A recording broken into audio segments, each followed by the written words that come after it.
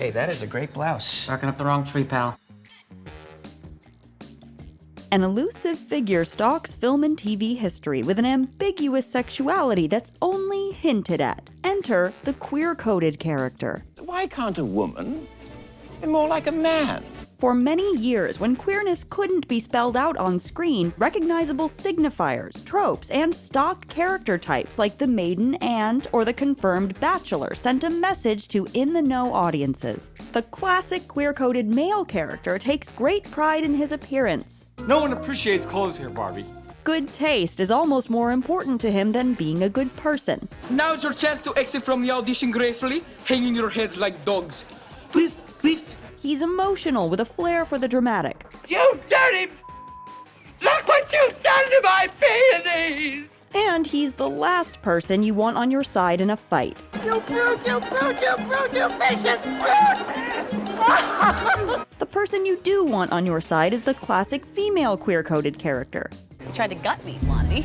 You'd have done the same to me if you'd had the chance. So let's have another go at it. See who lands on top. She prefers to keep her feelings inside, absolutely hates dresses, Surely I cannot be expected to wear these fashions the entire day. and prefers a suit or a well-worn flannel shirt. You guys, I've never had straight friends before. Some queer-coded characters have been written for a queer audience, when explicitly queer characters haven't been allowed in stories like in movies under the Hays Code from the 1930s into the 60s or in children's stories today. Creators can hide clues about a character's sexuality to include queerness in the story. You guys have to create a diversion. What do you want me to do, dress and drag and do the hula? You can be a big thing, too. Fine. Other queer-coded characters exist for the homophobic audience. Hints of queerness serve as a shorthand for villainy. Call it my woman's intuition, if you will. Or easy laughs. Passenger certain to die. Airline negligent. There's a sale at Penny's. Reinforcing assumptions that anyone who deviates from gender norms must be wicked. Even today, queer coding continues in the form of queerbaiting. This is your soulmate, Tahani. Which panders to a queer audience through teasing romance but never delivers for fear of offending any homophobic viewers. Here's our take on the history of queer coding and why, for the love of Sappho, it needs to stop. Are you sitting on the soap? I was wondering what that was.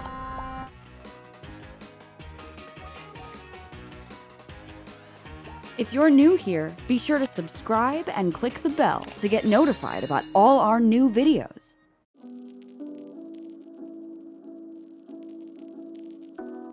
The official history of the world says that men like us have always been hidden away in secret, but then there's the real world where we've been living together for all this time. For this video, we're defining queer coding as using LGBTQIA tropes and stereotypes to allude to a character's sexuality without explicitly confirming it in the text. Oh, I've had such a morning in the high court. I could stamp my little feet the way those QCs carry on. Don't I know it, love? In cinema, starting in the 30s, the Hays Code made it strictly forbidden to depict, quote, sex perversion, which was understood to include homosexuality. Thus, as Vito Russo's The Celluloid Closet explores, Hollywood writers and directors used queer coding to subvert and evade the studio system's rules. You know, the guys who ran that code weren't rocket scientists. They missed a lot of stuff.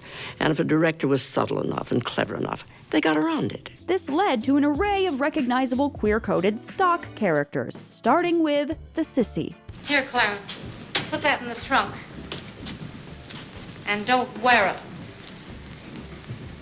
Selfish. Queer Images, a history of gay and lesbian film in America, calls the sissy a flowery, fussy, effeminate soul given to limp wrists and mincing steps. One of the most iconic sissies is Peter Lorre's Joel Cairo in The Maltese Falcon. You may have the Falcon, but we certainly have you. He fusses over the treasured falcon, his business card is scented, Gardenia. and he has a complicated relationship with his very phallic walking stick. See, Mr. Spade, I'm trying to recover ornament that, shall we say, has been mislaid. Many of the sissy signifiers live on in much later explicitly gay characters, like the stereotypical gay best friend type. Why are you talking like that? Talking like what? Like an offensive version of a gay guy. This girl thing bouffant, please. So the sissy is the classic example of how queer coding started in order to include queerness in a space that excluded it, but eventually became limiting as over time stories kept reducing gayness to the same tired cliches. That guy's not gay. You know how you can tell? The muscles. Good point, Dad. Second tip off, no poodle. Next, the artiste. So much nicer here. Just 3 apartments, ours, the Kaufman's upstairs, and then those 2 guys on the top floor, interior decorators or something. This character seems to represent the dangers of getting seduced by either the arts or the queer community, with its bohemian depravity on the margins of society. Then there's the sycophantic servant, the baddie underling who is a little too into their superior. For there's no man in town half as manly. Perfect, the pure paragon. In recent years, fans have increasingly expressed love for versions of this type, like Mrs. Danvers in Rebecca, whose villainy from the protagonist's perspective can, if we shift our point of view, be interpreted as touching romantic devotion to the elegant and gorgeous Rebecca, even in death. This wasn't a job for me. Rebecca was my life. And there's the truly villainous sadist, an evil character whose cruelty carries hints of gayness or a psychosexual feel. His body went limp, and I knew it was over. And then? Then I felt tremendously exhilarated. This character might be shown to get pleasure out of torturing people of their gender. Violence can be used to code sublimated sexual desire, like when a Bond villain takes glee in torturing 007. See what she's done to you. Well, she never tied me to a chair. Her loss. We can either eat each other or eat everyone else. This kind of coded portrayal is damaging because it encourages us to vaguely link signifiers of queerness. Let you and me get acquainted, honey. You may be a number to the others, but not to me. With being a terrible person. Break them in 2 if they talk out of turn. Anyone who doesn't toe the mark sits in solitary for 1 month. And to this day, we can spot characters who play into this general association between queerness and villainy. You want to steal them? No. I want to change their location for a while for safekeeping and see what happens. Characters or performers who seem obviously queer to modern eyes flew under the radar pre-Stonewall. Yeah, and I can't believe Liberace was gay.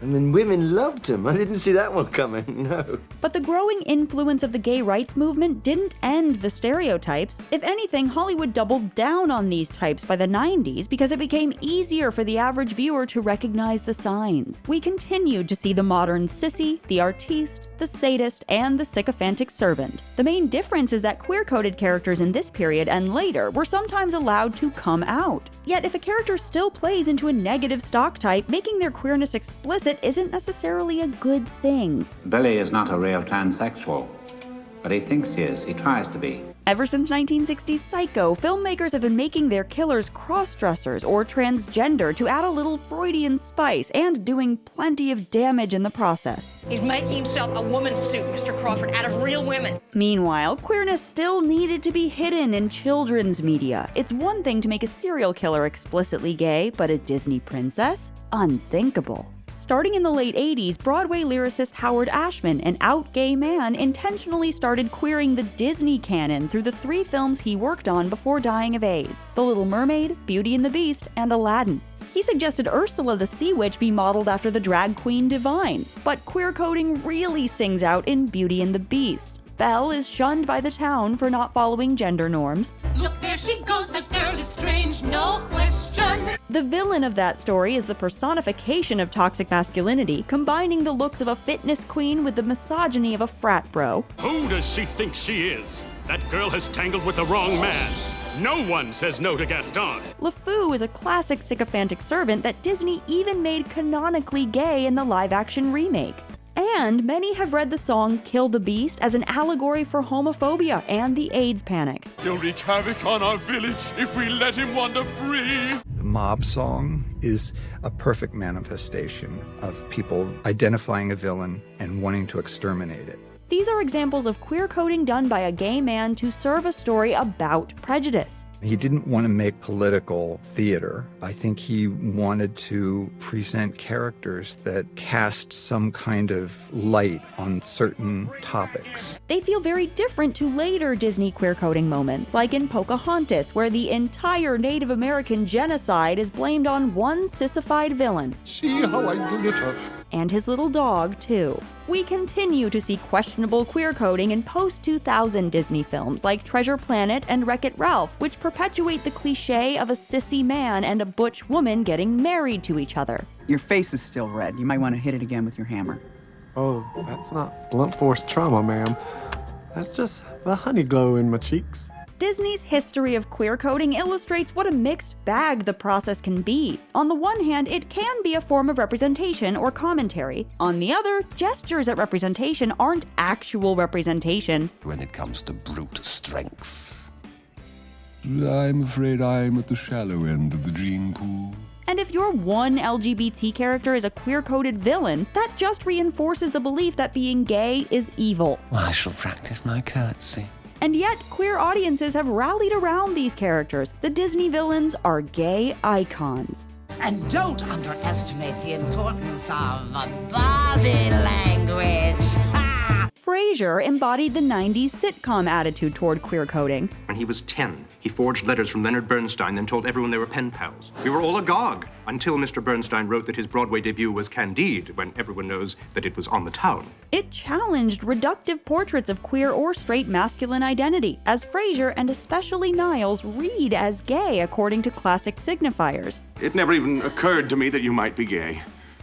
Well, it never even occurred to me that you might be straight. While their dad Marty's ideas of gay signifiers, like when he pretends to be gay and makes Niles play his boyfriend, are funny because they're so cartoonish. Darling! Am I interrupting something? Oh, not a thing, honey. Just take off your coat and stay away. It's never seen as insulting or scary to Frasier when he's mistaken for gay. He almost wishes he were. I'm afraid I can never really be more than friends. Would 3 weeks on Capri in Bertolucci's villa change your mind? It's worth a try. At the same time, the cast featured gay men, both out and closeted, playing straight characters, while Ellen was canceled shortly after Ellen DeGeneres came out. I'm gay.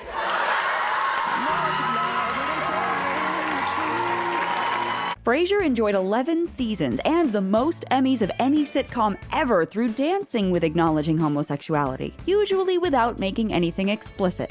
Take a risk, be a man. The Chardonnay Rose Hip Salt Glow? That's more like it. It took shows like Will and Grace, Queer as Folk, and The L Word to truly move beyond a coded approach to queerness on TV. Today, the old-school sissy or butch signifiers of queer coding are noticeably outdated as gender norms continue to break down. Well, that's just her gender performance.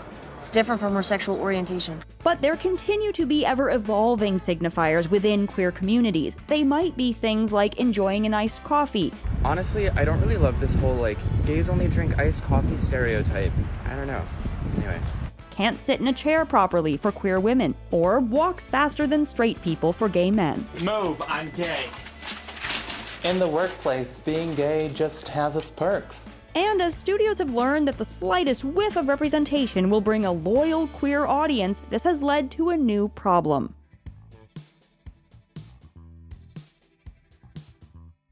So you also like boys? Absolutely. Do you?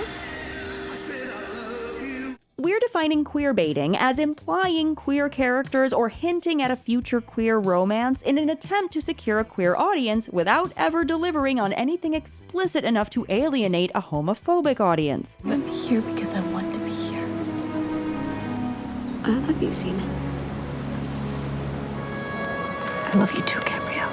With queerbaiting, the story will often romance code two characters of the same gender. That's my jacket. Oh. No. Keep it suits you. The BBC show Sherlock loved to tease shippers. You're a great boyfriend.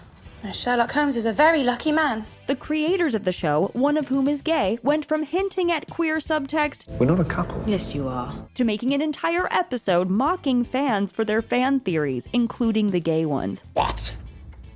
Are you out of your mind? I don't see why not. Sometimes queerbaiting is also fueled by the actors or marketing outside of the actual text. We really appreciate it, and we'll take more naps like these for you. Supernatural concluded its 15-year run with one of the weirdest resolutions to queerbaiting in TV history. For years, Dean had been bi-coded. He casually dropped the name of a Florida gay bar. I was in Purgatory. Like the Purgatory? No, the one in Miami. And was flustered when he met a heartthrob on one of his favorite shows. It's him, it's Dr. Sexy. He and the angel Castiel had been romance-coded since Cass's introduction in season 4, but the show ended with one of them confessing their feelings. I love you. They'll do this, Cass. Only to be sucked into what fans called super hell as a direct result. It's the shortest amount of time between coming out and bury your gays since Scream 4. I'm gay. It helps.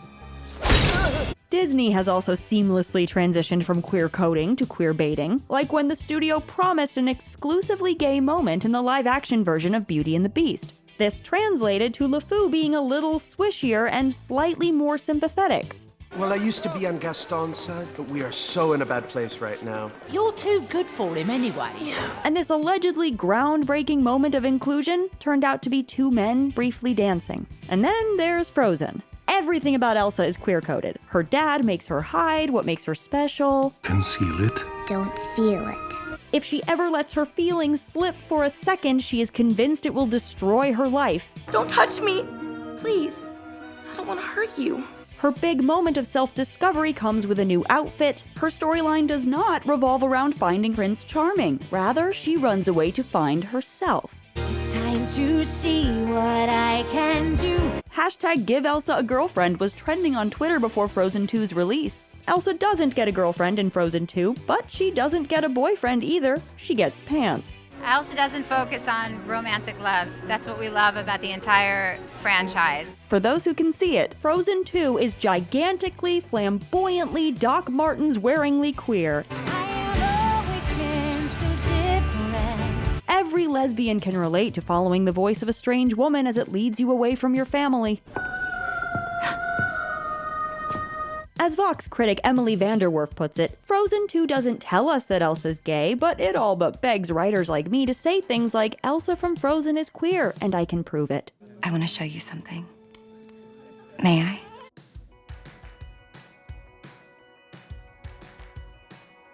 Frustrated queer shippers lately have really leaned into Death of the Author. First devised by Roland Barthes, Death of the Author proposes that a creator's intent matters less than the audience's experience or interpretation of the final textual product. Rather than hoping against hope that their ship will be shown explicitly, fans assert a new reality where their fanfiction is in many ways as valid as what the author intended. We could hear his high heels clacking to us.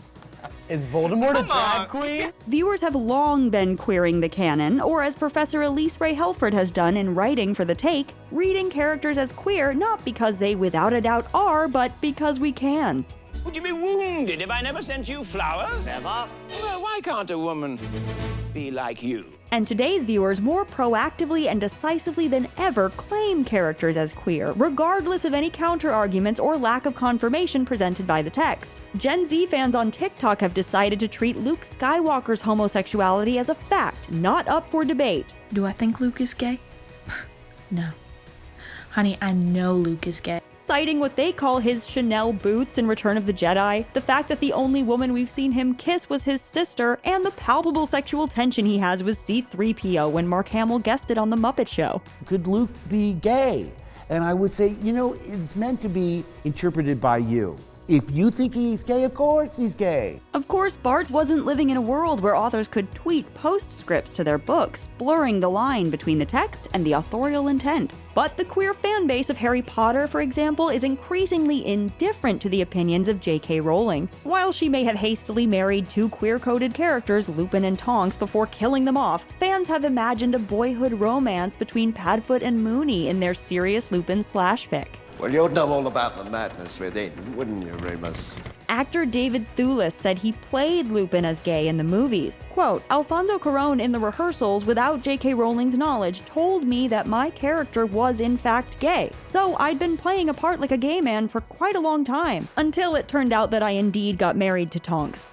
Today, LGBTQIA+ fans have an increasing influence on creators, and explicit representation has been increasing both on new TV shows and new interpretations of old material. Apple TV's Dickinson reclaims Emily Dickinson, whose sexuality has long been a matter of academic debate for the women who love women crowd. What are they so afraid of? Maybe they're scared that if they teach us how the world works, we'll figure out how to take over. Still, there are shockingly few explicitly queer characters in mainstream movie franchises. International markets now determine what big blockbusters get made, and studios are hesitant to center explicitly queer characters to allegedly intolerant audiences. While a number of MCU characters are queer in comics, the closest a Marvel movie has come is a deleted scene in Thor Ragnarok and one unnamed man in a support group. I went on a date the other day. I didn't even know what to talk about. What did you talk about? My job, his job. Skittishness about international markets was also long the explanation for why black men couldn't be cast as heroic leads too, until Black Panther disproved that myth. As the voices for transparent representation grow stronger, creators and studios need to decide which side of history they want to be on. They can contribute to a history of hiding LGBTQIA people behind jokes and metaphor, or they can show the world as it really is. Super queer. I'm bisexual, and I don't care what you think about it. This is The Take on your favorite movie, shows, and culture. Thank you so much for watching and for supporting us. Please subscribe and never miss a take.